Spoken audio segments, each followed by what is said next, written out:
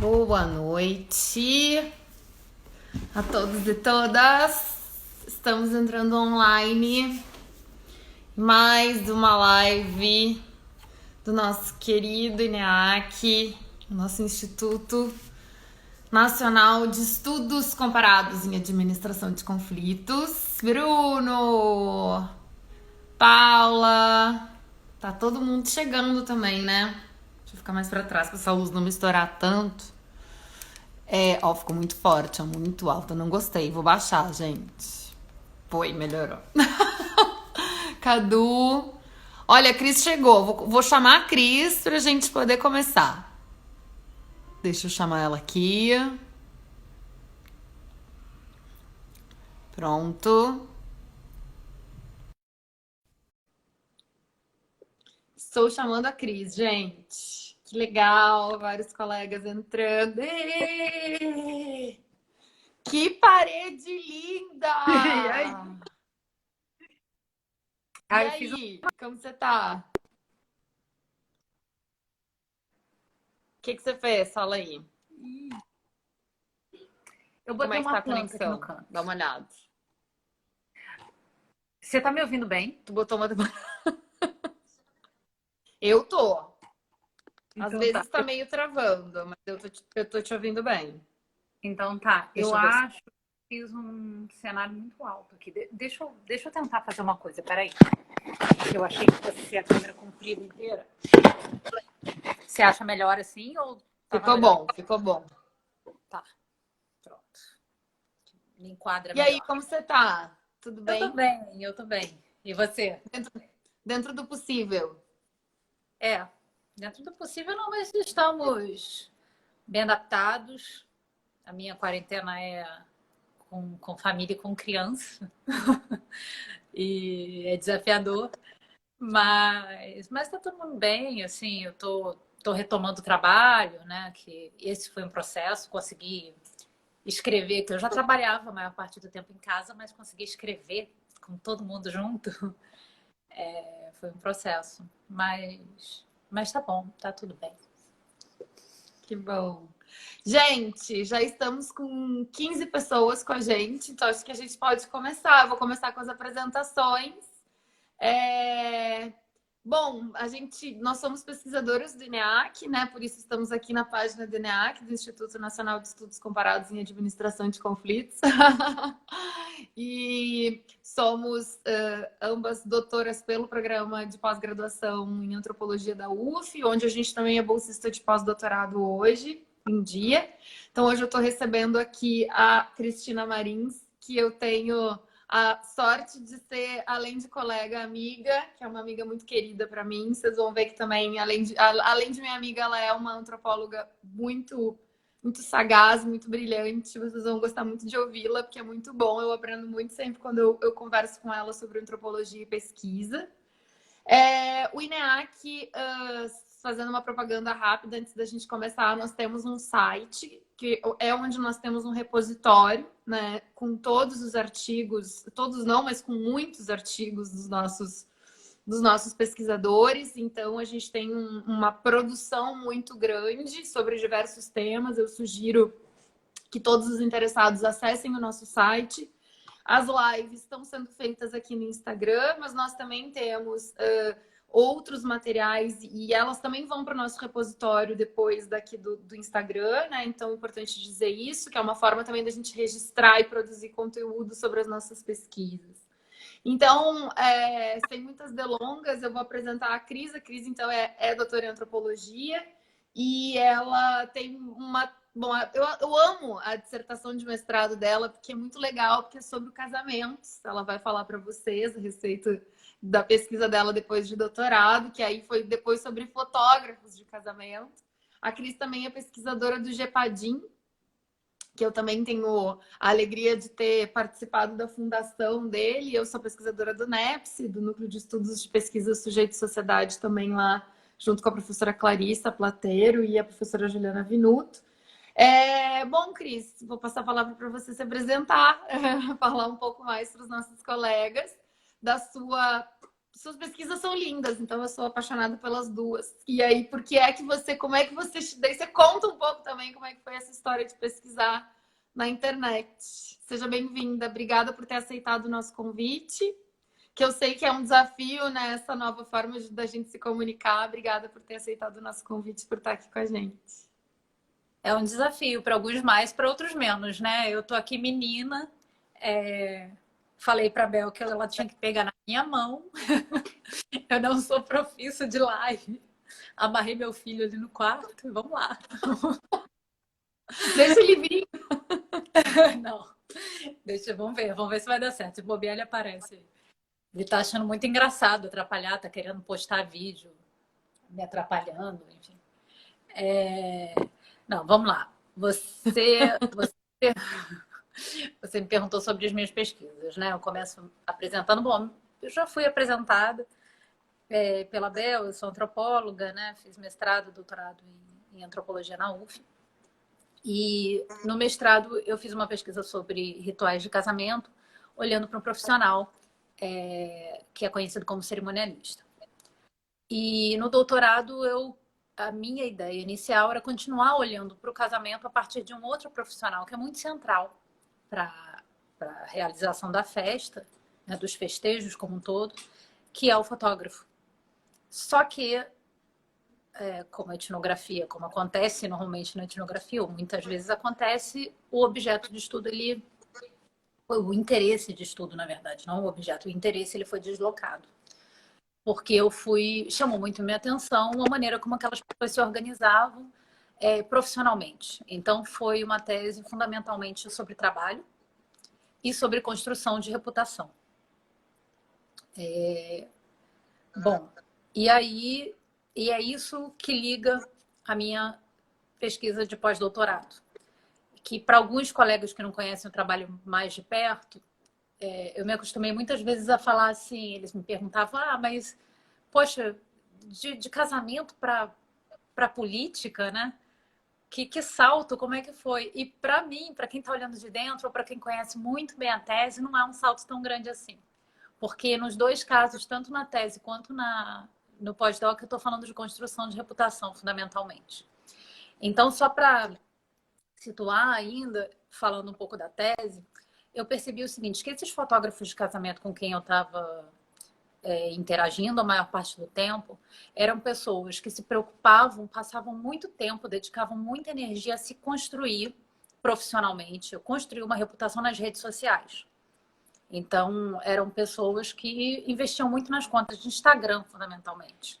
Né? Para fotógrafo, o Instagram é muito importante porque é uma rede social feita para exibição de foto. Mas também no Facebook, eram pessoas que, eles sim, né, sabem fazer live há muito tempo, tem canal no YouTube e viram nomes nacionalmente conhecidos. E existem grandes eventos que quem não conhece, foi um susto para mim como pesquisadora, aprender que existem eventos assim que reúnem milhares de fotógrafos. Reuniam, né? Agora com Covid esses eventos foram cancelados. Mas o meu trabalho de campo foi inaugurado num evento de 3.000 fotógrafos que aconteceu em São Paulo. E certos fotógrafos que ocupam os palcos, eles são espécies de celebridades naquele universo profissional. Então, o meu trabalho, minha pesquisa de campo foi observando como essas pessoas se constituíam como fotógrafos de destaque, que eventualmente não atuavam só como fotógrafos, né? Aliás, dependendo quão mais bem sucedido fosse o fotógrafo, menos casamento ele fotografava e mais ele cumpria esse papel de coach, de palestrante, alguns palestrantes internacionais. Então, fotografar mesmo casamento era uma coisa que eles faziam eventualmente. E aí, bom, é isso. Minha tese, resumindo, minha tese é sobre isso. E na etapa final da escrita da tese, a gente teve as eleições de 2018. As fatídicas eleições de 2018. E eu estava realmente na etapa final. Estava escrevendo os 2 últimos capítulos, mas, como muitos de nós, não dava para não olhar para o que estava acontecendo no processo eleitoral. Do ponto de vista pessoal, política já está no meu horizonte de interesse há muitos anos. E eu comecei a ver muita semelhança, porque assim como os fotógrafos, a gente começava a ter atores políticos que tinham construído... Tudo bem. Tá sem capinha, eu quebrei a capinha durante o confinamento e vai sair para comprar uma capinha, né? Não, claro que não. Pois é. E aí, então, pode ser que isso aconteça de novo, gente. Bom, e aí os fotógrafos... Eu estava falando dos fotógrafos? Não, estava falando das eleições. E aí eu comecei a ver uma certa semelhança entre a maneira como alguns atores políticos se construíam como, como candidatos, né?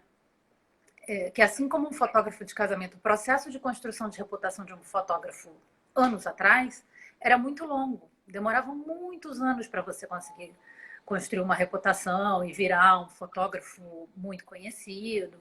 E mesmo assim, ele era conhecido num território pequeno, então era o fotógrafo do bairro. E com as redes sociais, esse processo mudou muito. Então, você tem um fotógrafo de 5 anos né, de experiência que já é um fotógrafo experiente, que viaja o Brasil dando palestra, que cobra muito caro para fazer um casamento. E ele faz isso por conta dessa habilidade dele de lidar com redes sociais.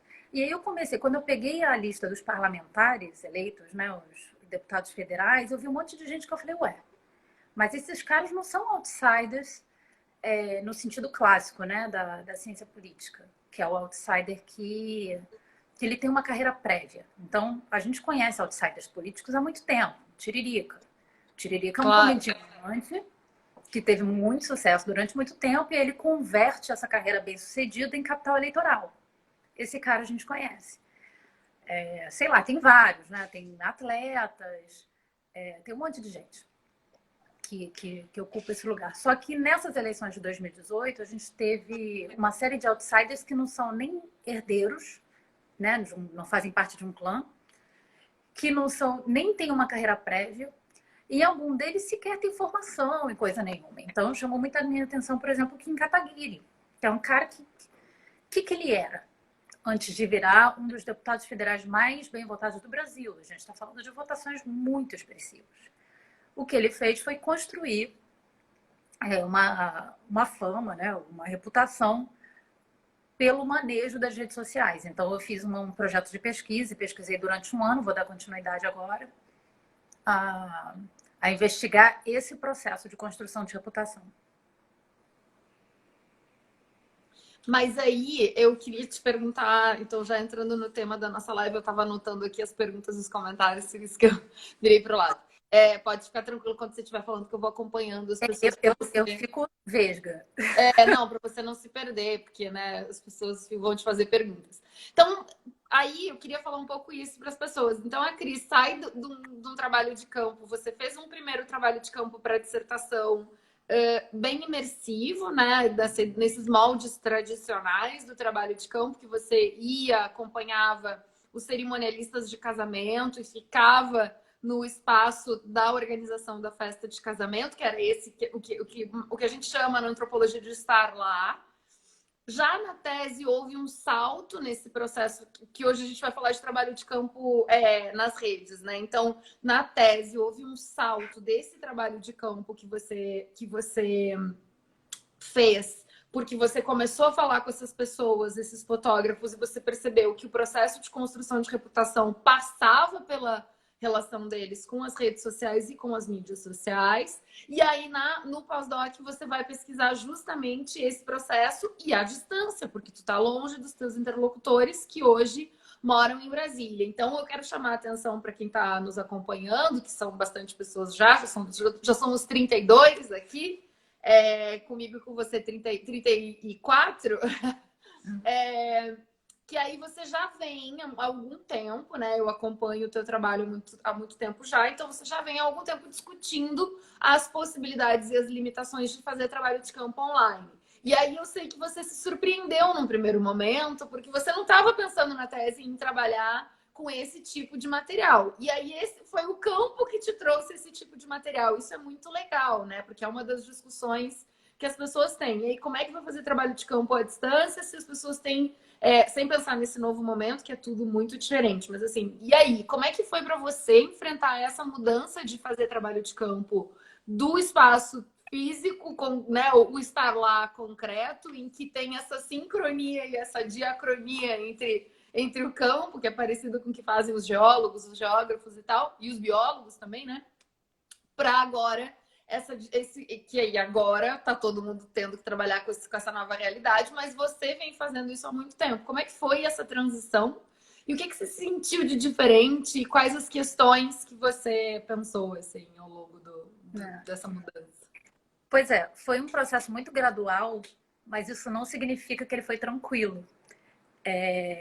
Mas você já introduziu isso na sua pergunta, né? Você conhece meu trabalho.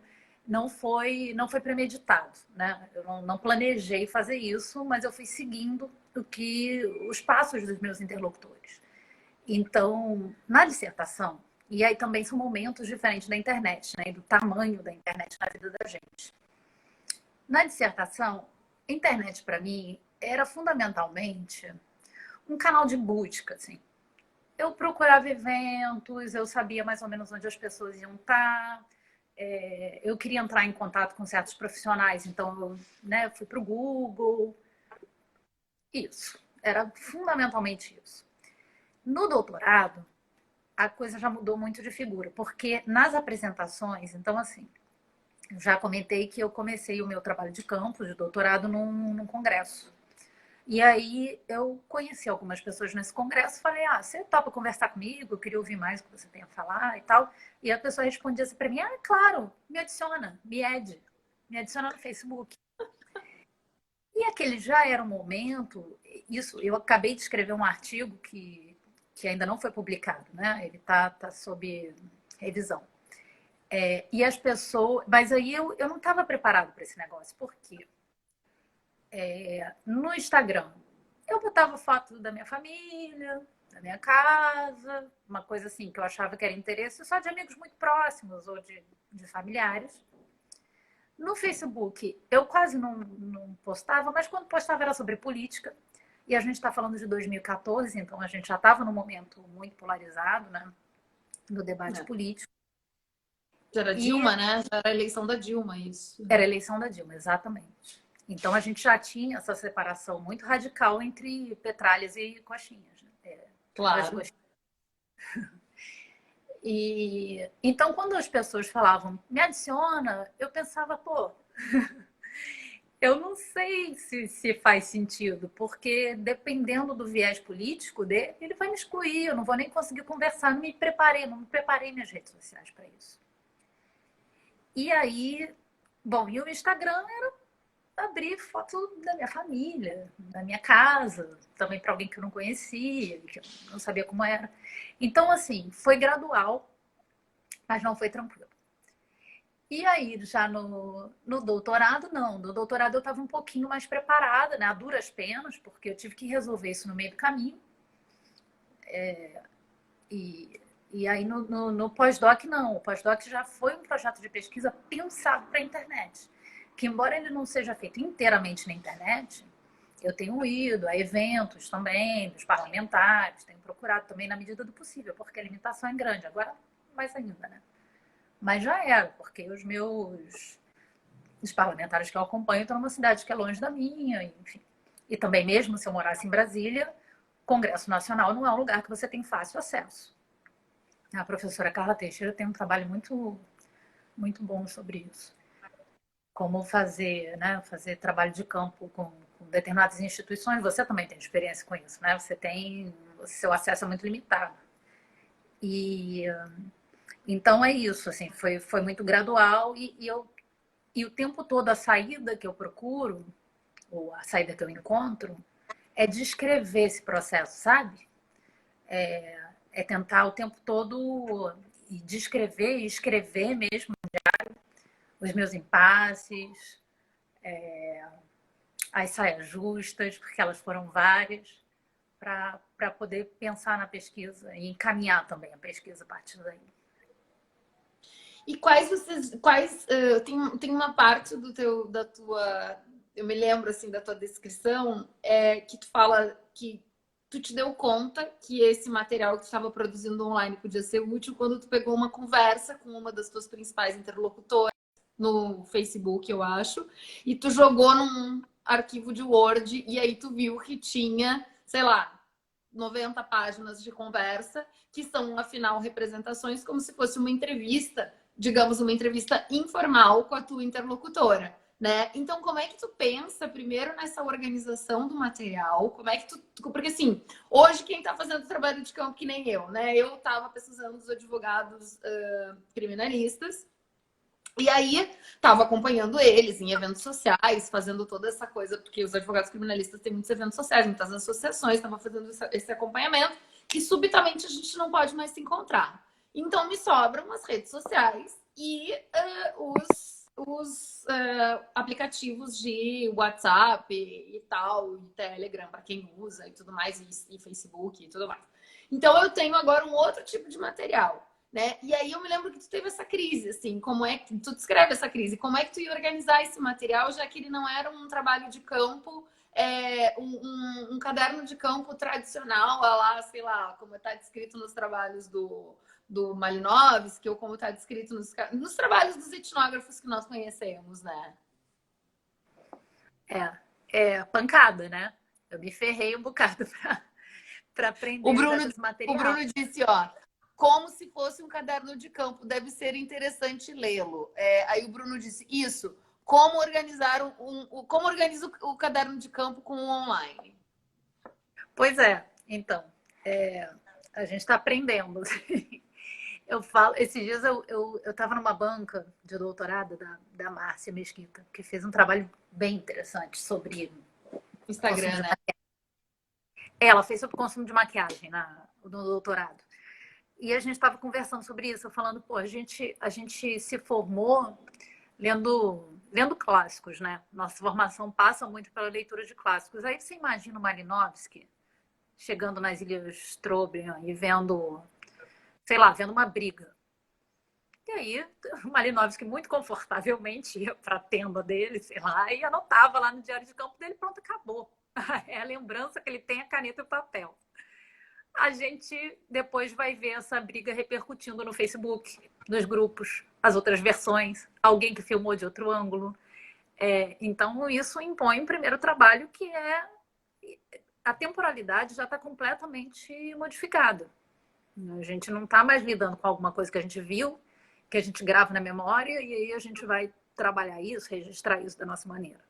Tem outros registros sendo feitos, inclusive pelos nossos interlocutores. Então, claro que eu estou brincando, assim, falando que a vida do Malinowski era fácil. Eu não trocava a minha pela tenda dele, não, obrigada. Devia ter um monte de mosquito. Não. Mas esse é um desafio. E aí, bom, como foi gradual, também demorou um bocado para eu entender que eu estava fazendo trabalho de campo. Principalmente no mestrado, que eu já usava, por exemplo, o recurso de print screen. Então, eu ia num evento qualquer, ou alguma coisa, depois aparecia alguma coisa em rede social que eu pensava, que interessante. Aí ia lá, print screen, print screen, print screen. E não organizava isso nas minhas pastas. E aí, um tempo depois, você vai fazer análise, você vê aquele monte de print screen solto. Assim, muito material jogado fora. Tem que organizar. Então, esse foi um aprendizado. Para minha pesquisa de pós-doc, eu tenho um diário, que é um diário virtual, digamos assim. Então, eu faço print screen, tem a descrição, tem de onde eu tirei, qual era o contexto daquele print screen. Então, assim, é um meme, eu explico esse meme para mim mesma do futuro. Porque naquele momento é óbvio, mas no futuro não seja. Outro cuidado que eu aprendi a ter é de guardar as coisas. Porque a internet, às vezes, dá uma... A gente tem a falsa sensação de que aquilo vai estar sempre lá. Então, por exemplo, no doutorado, eu perdi muita informação de um site. Esse evento que eu fui, que foi onde eu abri o trabalho de campo, ele tinha um site muito bem feito, com muita informação, programação inteira. Eu não tive cuidado de registrar. Quando fui escrever, precisava de coisas que estavam dentro daquele site, ele já tinha sido desativado. Então, não sei se eu respondi. Respondi, O Bel? quê? Ou fugi da sua pergunta? Não, Respondeu, é você que eu tava respondeu a lendo a sua pergunta. pergunta que um. Não, a minha sim, é que eu tava lendo aqui de um colega que perguntou o nome da pesquisadora, mas a Flávia já respondeu, né? Ela era o nome da Márcia Mesquita, a Flávia já disse, é a Márcia Mesquita e tal. É ótima essa fala, eu vou guardar para o meu eu do futuro, eu achei isso genial. Aí eu queria te fazer uma outra pergunta também, que tem a ver com teoria. Eu acho que é uma discussão, eu tô lendo, né? Tô estudando isso, porque quinta-feira tem uma oficina que eu vou falar para as pessoas o que. Ah, outra pergunta que eu ia te fazer antes de eu falar desse assunto é que uma colega falou que ela tá passando. Agora eu não vou me lembrar o nome dela, deixa eu ver se eu acho o nome dela aqui. A Lara Peixoto disse assim: eu estou fazendo etnografia para o meu TCC e é mais difícil transcrever vídeos do que transcrever as entrevistas feitas com as pessoas. Tu tem essa percepção também? Como é que tu sentiu isso? Eu nunca transcrevi vídeo. Eu não, eu não sei. Mas assim, mas eu imagino que a Lara tem um ponto, né? Porque eu acho que o vídeo ele te dá mais recurso, não é só transcrever. É você olhar para o vídeo, né? Você vê a imagem também. Então talvez isso faça sentido. Mas eu nunca transcrevi vídeo, não. Deixa eu me lembrar aqui. Não. Acho que pensar, né? Eu tenho pensado muitas coisas. Bom, primeiro eu vou passar para a pergunta do Hugo, que também é uma pergunta para você, que foi se você chegou a sofrer algum tipo de assédio nas redes que você pesquisa. Especificamente, acho que o Hugo também está se referindo à questão de, sei lá, que agora você está pesquisando políticos. Você não conta nada disso, não, né? Não, porque eu me escondo muito. Eu não me escondo não, mas assim, eu não tenho uma até agora eu não tenho uma rede, um monte de seguidor e eu não falo, que eu acho que foi um cuidado até excessivo. Eu nunca escrevi sobre agora que eu estou escrevendo. Eu quis primeiro escrever os artigos acadêmicos para depois falar disso em público, para amadurecer. O que eu não acho necessariamente que seja um caminho necessariamente que tenha sido um. Mas como eu não sabia o que eu ia encontrar, eu me protegi muito. Então, por exemplo, a primeira vez que eu fui para. Eu sou alguém que se. Tá travando. Tá, agora Com deu. bandeiras de esquerda, eu sou afiliada a um partido, eu fiz trabalho de campo. Eu Ah, tô pode congelada, falar. Tá mais ou tá me ouvindo bem? menos. Agora voltou. Acho que voltou sem som. Voltou sem som. Gente, vocês estão ouvindo a Cris ou não? Voltou sem som, eu acho. Que às vezes quando volta sem som. Voltou sem som, né, gente? Fala aí. Acho que sim, se eu não tô ouvindo. Eu vou tirar você da live e aí você volta pra gente continuar, pode ser? É o som, é. Ó, galera não tá te ouvindo. A Cris saiu. Vou pedir pra ela entrar de novo aqui. Peraí, gente.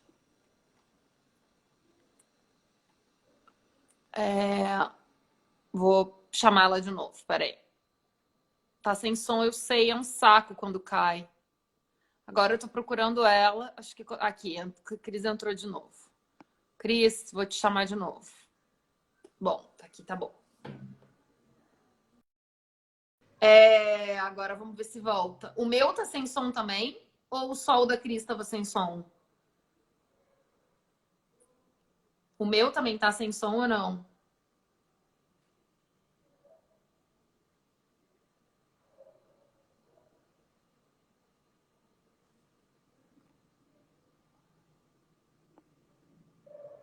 Imponderáveis da live real. Só a Cris. Tá, então tá bom, tá bom. Então eu tô tentando chamar a Cris de volta.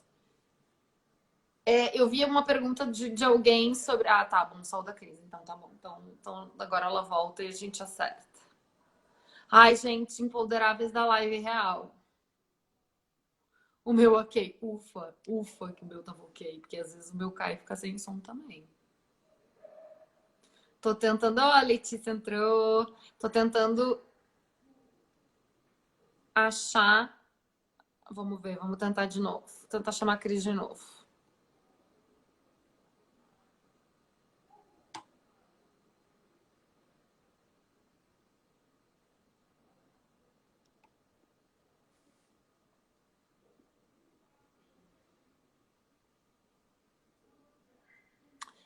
Não, Lara, quando cai, não faz diferença tá de fone ou não tá. Quando cai é porque cai e aí o Instagram volta sem som. Já aconteceu comigo quando eu tava fazendo outras lives. Não é tanto o problema do som, não é o fone, não. Ó, então tá, tô tentando te chamar, Cris. Espera aí, vou tentar de novo. Pede qualquer coisa, pede para participar. Deixa eu tentar de novo. Deixa eu ver aqui. Agora sim. Aguardando você. Foi. E aí? Parar de compartilhar? Não. Peraí. Não, já foi. Agora deu certo. Eu tô te ouvindo bem. Então tá bom. Bom, a gente estava falando da questão. Bom, tem duas coisas que eu queria resgatar contigo que eu tenho pensado. A primeira depende um pouco do qual é o objeto, porque isso que você falou para a Lara, né? Quando a Lara tá olhando o vídeo, ela tá olhando mais do que um vídeo, do que uma palavra que está sendo falada, mas como também a interação, o que a pessoa está fazendo. E eu tô tendo uma viagem meio diferente agora, pensando que, assim como quando o Foucault vai falar dos textos e quando Bourdieu vai falar dessa coisa do campo, de construção dos textos também como um campo, eu acho que tem muito a ver que esse material que está sendo produzido de vídeo, ele tem um sentido. Então, eu acho que pensar no sentido desses materiais que estão sendo produzidos também é uma parte interessante do trabalho de campo online. E que eu não vejo, assim, do que eu tenho lido sobre esses assuntos, né? Eu li muitas coisas da Laura, aqueles trabalhos super interessantes dela sobre o Second Life, sobre ter avatar ou não ter, sobre a construção, sobre a interação. Eu acho que menos pensar nos moldes da etnografia tradicional, né? Assim, o que eu aprendo na interação, porque a etnografia, o estar lá tem a ver com essa interação, tem a ver com essa representação do outro. Esse tipo de trabalho de campo tem muito a ver com essa ideia do que eu quero construir, do que eu quero passar, da reputação, que tu falaste muito, e que é o que eu tenho visto nos meus interlocutores, que tipo de material se pretende construir. Então, eu acho que é um outro tipo de construção teórica que é possível a partir desse tipo de pesquisa. Isso que eu estou querendo pensar contigo, assim. Uhum. Eu acho que sim. E eu acho também, assim, no final das contas, eu tive uma conversa muito legal. Aliás, algumas pessoas estão aqui do GEPADIM. A gente discutiu esse artigo que está no Prelo, né? E foi muito emocionante mesmo ver que é um artigo que dialoga muito com as experiências de campo que cada um tem, né? E no final das contas, assim, a constatação é o seguinte: a ferramenta do antropólogo, para onde a gente corre, é o que salva a gente, é a descrição. Né? É registrar os passos, registrar os erros, registrar o que não funcionou como a gente imaginava que ia funcionar. Eu acho que é isso que faz com que o nosso trabalho dê certo, né?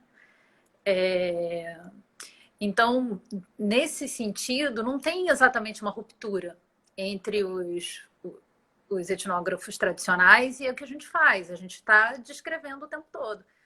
A maneira das pessoas viverem, né? A maneira que as pessoas vivem mudou. Então muda também a maneira da gente fazer trabalho. Mas é assim que eu vejo. É assim que eu vejo. E eu acho que travou o som quando eu estava falando da negócio de assédio, né? De ter assédio. Isso.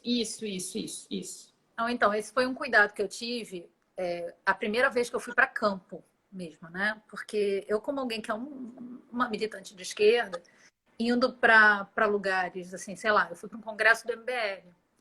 E eu sei que era, né? Eu sabia, porque eu passei muito tempo vendo o material que eles produziam. Eu sabia que era um método e era um material que interessava fazer vídeos do tipo lacrando em cima do esquerdista ou destrói alguém de esquerda. Então eu fui com muito cuidado para o congresso a primeira vez, assim. Eu tentei não me destacar. E aí tem um balanço, né? Uma linha tênue entre ser espiã e ser etnógrafa, né? Eu não queria me esconder, eu não queria aparecer, mas eu também não queria me esconder. E rolou, assim, eu tomo muita nota quando estou fazendo trabalho de campo. Então, as pessoas me viam anotando, anotando, anotando. Teve uma hora que um cara virou para mim e falou: vem cá. Você é jornalista? Você escreve, você é jornalista ou é escritor? A primeira. Eu falei, jornalista eu não sou. Ele, é escritor. Eu falei, sou antropóloga, tô fazendo um trabalho de campo, não sei o que e tal. E aí, mas aí foi super de boa, assim. Aí o cara falou, então você vai escrever um livro, um manual pra gente, porque esse negócio de rede, porque eu falei que era sobre política e redes sociais e tal. Ele falou, isso é muito importante. Então, tem isso também, né? As interações, elas vão ensinando coisas pra gente. E aí, mas nesse momento você não foi assediado, o cara não fez nada, né? Ele perguntou Não. reto, Sempre foi. Não, sempre. O Bruno fez uma provocação aqui que me fez pensar algumas coisas também, que é essa coisa do... Eu me lembrei do texto do Roberto Cardoso de Oliveira, do ofício... Agora eu vou sempre confundo porque eu confundo com o outro, né? Esse é o ofício do antropólogo, o ofício tem um que é o ofício do etnólogo, o outro que é o trabalho do antropólogo. É um dos dois, que não é da mesma pessoa, mas é o do Roberto Cardoso de Oliveira. Que ele fala do olhar, do ouvir e do escrever, né? E aí o Bruno fala assim, o olhar é o par fundamental. Então, é a capacidade de olhar e a capacidade de ouvir e descrever. Acho que tem muito a ver com isso que você está falando, assim. Que o ofício, por fim, o trabalho, por fim, do antropólogo, então... É olhar, é conseguir observar coisas, escutar coisas e descrever essas coisas que ele está observando em interação. E que isso é plenamente possível nas redes. Eu não sei, eu fico pensando como trocar com as pessoas que estão se aventurando nisso hoje, né? Porque uma coisa é isso que eu estava fazendo, então eu já conheço essas pessoas vamos dizer, essas pessoas de carne e sangue, para falar nos termos do Malinowski, e aí eu conheço essas pessoas de carne e sangue e vou acompanhar a vida delas online. Eu acho que isso é um tipo de situação que as pessoas estão vivendo. Outro tipo de situação é quem não tinha começado o trabalho de campo e agora precisa repensar suas estratégias de trabalho de campo, porque tem eventualmente um prazo de uma tese, de uma dissertação, que vai ter que enfrentar ali na frente, né? Acho que são situações diferentes. E daí pensar o que é possível extrair desse campo. O que tu diria para os jovens que ainda não defenderam suas teses e que estão nesses tempos? Eu iria na dica do Bruno, eu acho que foi uma excelente lembrança do Bruno. E eu acho assim que tem uma coisa que a antropologia ensina para a gente, que é para levar para tudo, que é reconheça os seus limites e reconheça publicamente os seus limites. Né? Então, não era a situação ideal, mas era o que eu tinha para fazer nesse momento. E tudo bem. Né? A gente registra isso dessa forma. Eu fui capaz de ver isso, mas eu não fui capaz de ver aquilo. Né? Teve um momento que ele me silenciou. Fui conversar com alguém, a live acabou na hora que eu queria. Não sei, eu não sei o que essas pessoas estão vendo no campo, mas eu acho que é muito... se você desenvolve um olhar curioso para aquilo que você está pesquisando, nas redes, assim como né, fora das redes, e se você é capaz de descrever isso muito bem no seu texto, entregando para o leitor como que você decidiu, por que você decidiu, o que na interação te levou a fazer tal coisa. Gente, vocês estão ouvindo o panelaço? Tá rolando um panelaço. Aqui também tinha um pouco.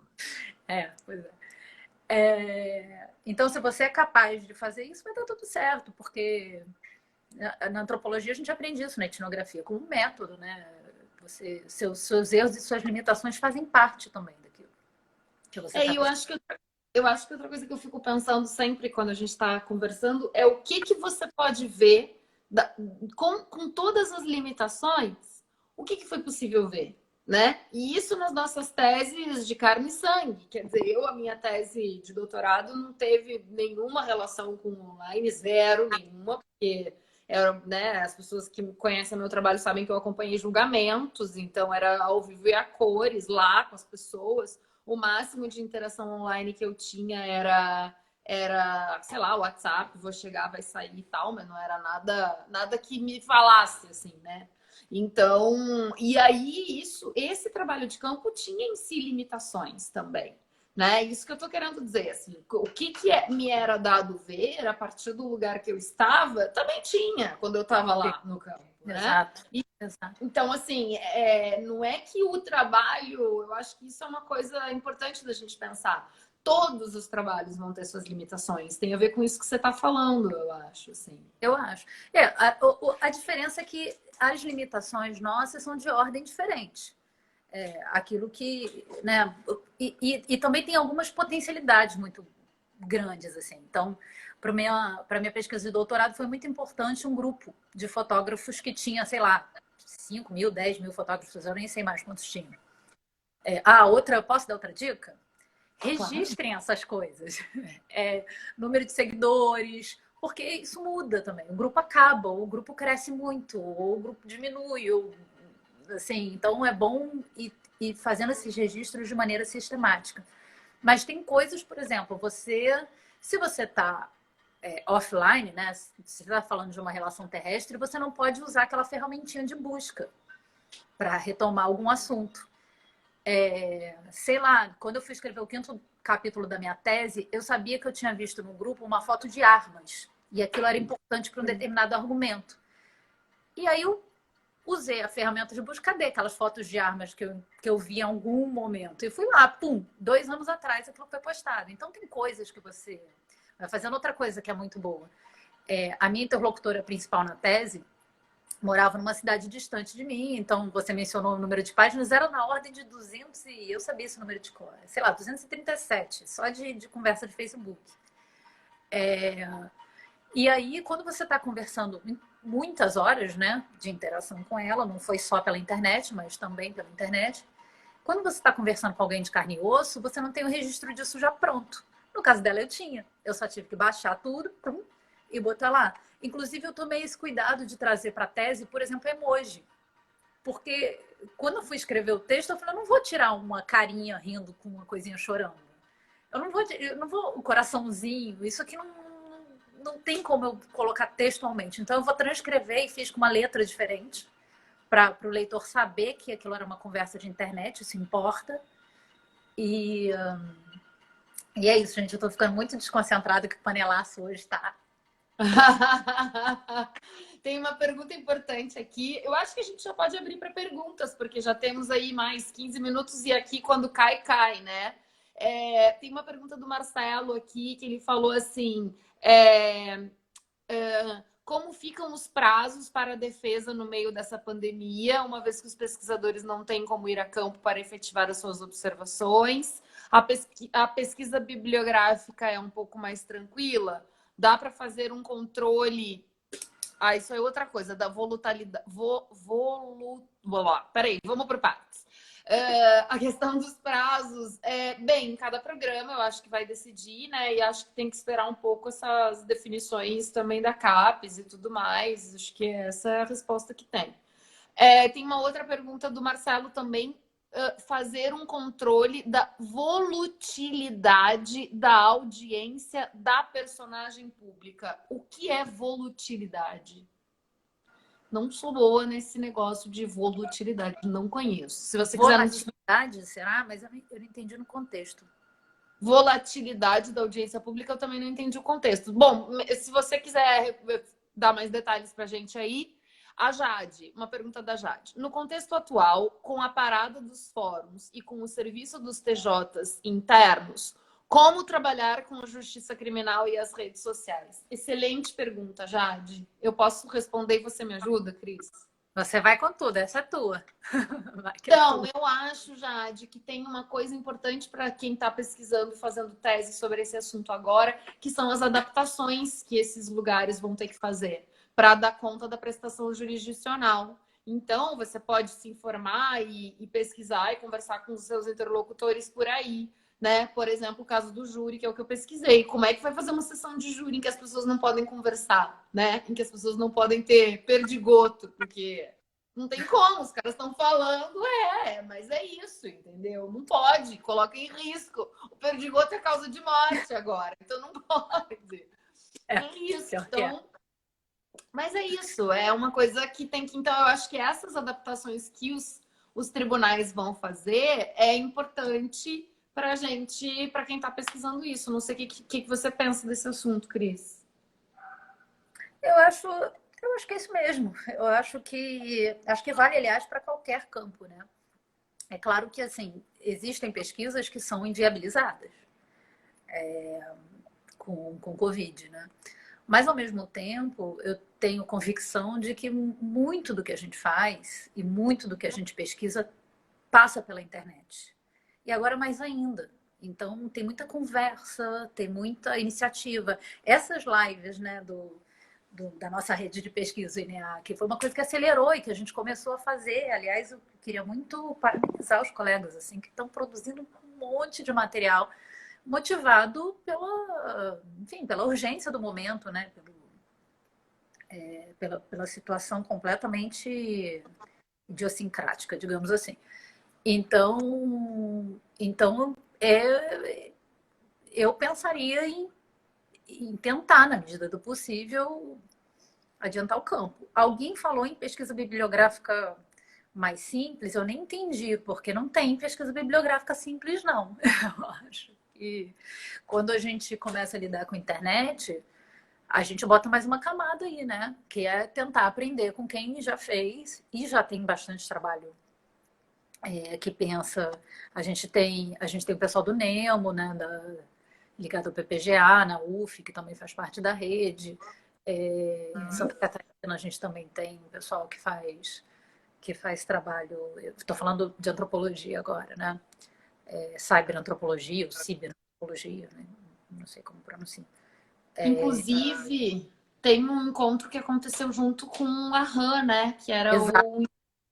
Fica a dica para quem quiser procurar material. Eu acho que é um lugar que pode. Como era Que o nome cresceu, mesmo? que cresceu muito, que cresceu muito. Agora, quem não conhece, está circulando um vídeo muito legal do Daniel Miller. Você viu esse vídeo, Bel? Sim, para preparar minha aula de quinta-feira. É um vídeo muito legal que o Daniel Miller ele é um etnógrafo assim que tem cancha de pesquisa tradicional, mas ele trata de redes, de uso do celular há muitos anos. Né? E, enfim, tem um material que não dói a gente olhar. Eu acho para vocês aprenderem com os erros dos outros. Eu falei de algumas pancadas que eu tomei, algumas bobagens que eu fiz fazendo pesquisa porque eu não tinha sido preparada para. Ó, a pergunta do Marcelo era sobre o seguinte: como a popularidade da personagem evolui ao longo do tempo, os altos e baixos. Eu acho que isso é uma questão importante. Você que pesquisa duas figuras públicas, né, digamos assim, como que esses parlamentares, né, não são figuras públicas à toa, você pesquisa os parlamentares. Como que evolui a questão da popularidade deles? Acho que é um pouco essa a pergunta dele. Se isso é algo bom de acompanhar. Eu acho que sim. Eu acho que isso é bom de Travou de acompanhar. novo. Agora, isso impõe um desafio que é tempo. Tá me ouvindo? Tá tudo bem? Tá. Isso é um desafio que é tempo, né? Para a gente conseguir fazer esse acompanhamento, a gente precisa de fazer pesquisa de fôlego. Eu não tive esse fôlego ainda. Espero ter. Mas é ótimo, ótimo. Eu acho um ótimo caminho, assim. Inclusive, travei. De novo, será que vai ficar sem som? Espero que não, porque tem duas perguntas importantes. Ficou sem som de novo? Acho que sim. Você tá me ouvindo? Vamos sair para voltar, então, para as perguntas. Tá. Para as pessoas que não estavam estudando a Covid e se viram vivenciando esse momento de pandemia, vocês indicam mudar de tema de pesquisa e olhar para a Covid? Priscila, eu acho que se você tiver a Covid for um assunto, enquanto a Cris não volta, eu vou falando.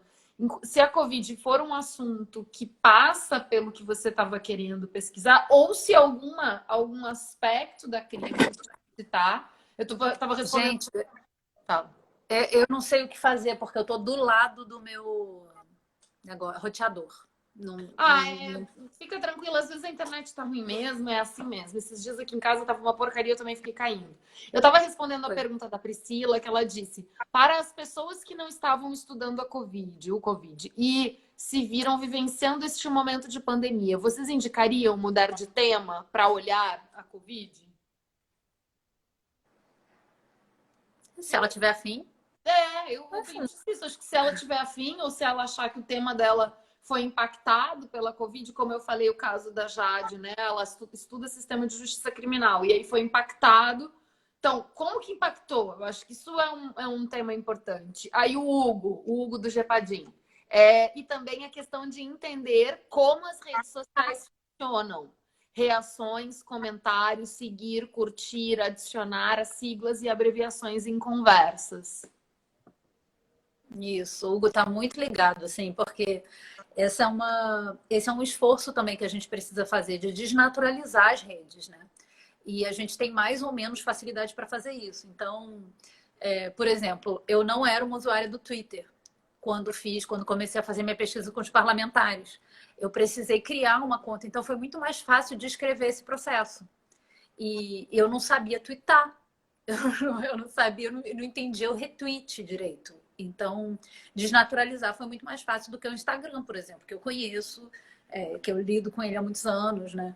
Então, e as coisas, isso também é interessante, né? Você pensar que elas têm alcances diferentes, as pessoas estão falando para públicos diferentes, você entender. E o que são aquelas redes naquele momento. E essa é uma outra coisa que eu acho que pode ser uma cilada muito grande. As redes sociais, elas mudam, né? Então, por exemplo, quando eu comecei a fazer pesquisa de doutorado, não existia stories, não existia live. Agora a gente está falando dentro do Instagram, numa live. Isso não existia há pouco tempo atrás.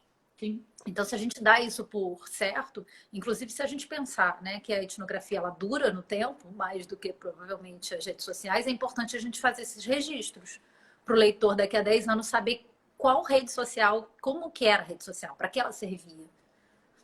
Muito, muito interessante, né? Porque muda mesmo. Eu, como usuária de Instagram também, de 200 mil anos atrás, quando o Instagram era mato, como eu digo. A Aline fez uma pergunta aqui. Tem muita gente que não sabe até hoje, tá lá há décadas, né? Mas a verdade também tem isso. Tem mais Que não... como usar essas ferramentas, eu acho, né? É, eu acho que dá pra continuar usando. A minha avó, a Cris, ela tá enganando vocês, mas a minha avó usa Facebook todo trocado, coitada. Tá lá. Coitadinha, deixa ela lá que ela gosta. Tem mais alguma pergunta, pessoal? Acho que não sei, as perguntas que eu tinha visto eram essas. O que eu tinha pensado muito era essa questão do que é possível ver do ponto de vista das teorias antropológicas, né? Como das teorias da antropologia, como a gente, assim, o que a gente vai ver na rede e no trabalho em rede não vai ser o mesmo tipo de questão que a gente vê na interação. Claro que não. E tudo bem. Eu acho que é um pouco isso que as pessoas ficam angustiadas. E eu vejo o tempo todo esses trabalhos mais tradicionais reafirmando: ah, mas isso aqui também é pesquisa, ah, mas isso aqui também é pesquisa, ah, mas... Tá, só é uma pesquisa diferente, né? Acho que são um pouco essas coisas que as pessoas precisam pensar. Qual é o tipo de informação que é possível ter, o que é possível problematizar, o que desse lugar dá para enxergar, né? Desde esse lugar onde se vê. Até porque a gente já aprendeu que também o que a gente vê é sempre relativo, né? A partir do lugar que a gente olha. Uhum. Eu acho que uma boa descrição e um apontar assim das limitações sempre salva a pesquisa, qualquer que seja ela, porque você fazer um trabalho de campo prolongado, em que você vai todo dia para para um determinado lugar, ou que você viaje, vai passar um tempo sem descrição e sem você ter consciência dos seus limites, fica faltando alguma coisa na etnografia. Eu acho que vale a mesmíssima coisa. Assim, eu acho que nesse sentido não vejo tanta diferença. É claro E as questões a gente éticas, atenta para, mas aí eu fico com o Daniel Miller lá naquele vídeo. Assistam o Daniel Miller, que ele fala o seguinte: o que é a antropologia, né? O que a gente entrega? A gente vai lá pesquisar uma coisa que ninguém chamou a gente, A Simone vivia falando isso, né? Ninguém foi me convidar, nenhum fotógrafo foi, político menos ainda, falar, vem aqui observar a gente. Ninguém convida. A gente se convida para ir lá. A gente vai negociando ao longo da pesquisa os limites. Tem horas que seus interlocutores falam, então, aqui você não vai vir, não. Sai do meu pé. E aí, tudo bem, a gente negocia com isso também. E o que o cara ganha? Ele ganha uma escuta, né? Ele ganha alguém que está atento, olhando para ele, falando, pô, me conta como é a sua vida. Me conta, eu vou te fazer perguntas. É isso que a gente... É isso. O nosso papel é esse, assim. E se esse cara tá te dando ok na rede social ou fora dela, eu acho que a questão ética tá resolvida, porque a etnografia ela é contextual, né? Assim como o nosso método vai sendo construído ao longo da pesquisa, a questão ética também, ela vai sendo construída ao longo da pesquisa. Eu não posso pegar o campo da Bel no tribunal do júri e transpor para o meu entre fotógrafos de casamento. Isso não dá certo, não é o mesmo manual que informa a gente. E eu acho também que as noções de público ou privado, elas funcionam de maneiras muito parecidas. Eu falei agora de um congresso, né, que eu fui. Um congresso, você vai misturar da multidão. Você não chega com uma carteirinha, com uma placa sei lá, na cara, falando sou antropóloga. É um lugar público. Se você vai conversar com essa pessoa, aí já é diferente. Você se apresenta, mas isso é contextualmente também que é construído. Mesma coisa nas redes, eu acho. Se você vai entrar num grande grupo, um grupo público, é uma coisa. Um grupo privado, mais restrito, eu me apresento. Eu falo o que eu estou fazendo ali. Eu também. Bom, gente, antes que o Instagram nos derrube, porque a gente tem só mais 3 minutos, e aí o Instagram derruba mesmo, é um saco. Eu vou então agradecer mais uma vez a Cris. Dizer que eu tinha mais uma pergunta aqui sobre a diferença do termo etnografia e etnografia nas redes, mas se der tempo eu faço, mas só não posso deixar de agradecer imensamente a Cris por ter aceitado esse convite. Eu sei que é um desafio a gente começar a se comunicar por esses lugares, né? A gente que sente falta de congresso, de estar junto também, de conversas, redes de pesquisa e tal, então a gente tem que lidar com tudo isso. Agradecer e dizer que amanhã, então, hoje tem o Para a Sua Ciência, amanhã temos o Antropopapo com a Yolanda entrevistando, eu não me lembro bem o nome do nosso entrevistado, mas está lá nas nossas tags. Na quinta temos o Covid a Reflexão, na sexta temos o programa com o professor Lenin Cesta Básica e depois com o Claudinho, o Luz Vermelha. Só para fazer o jabá, acessem o nosso site, nos sigam nas redes, Twitter, Instagram, Facebook e tudo mais. Cris, obrigada. O que você quer? Como é que você quer encerrar aí? Quanto tempo eu tenho? A Thalita mandou coração para você. Oh. Quanto tempo eu tenho? Você tem uns 2 minutos, eu acho, ainda. Tá, então dá tempo. Eu te aviso quando der 1 minuto aqui. Tá bom? Não. Eu só queria agradecer direito, porque tem um monte de gente que eu queria agradecer. Primeiro você, por ter pego na minha mão e pacientemente, né, ter convidado, mas também guiado esse processo. Eu quero dizer que eu tô admirando muito vocês, colegas. Eu tô com uma fila de live para ver e eu vou ver, porque eu sei que tem muita coisa legal sendo produzida.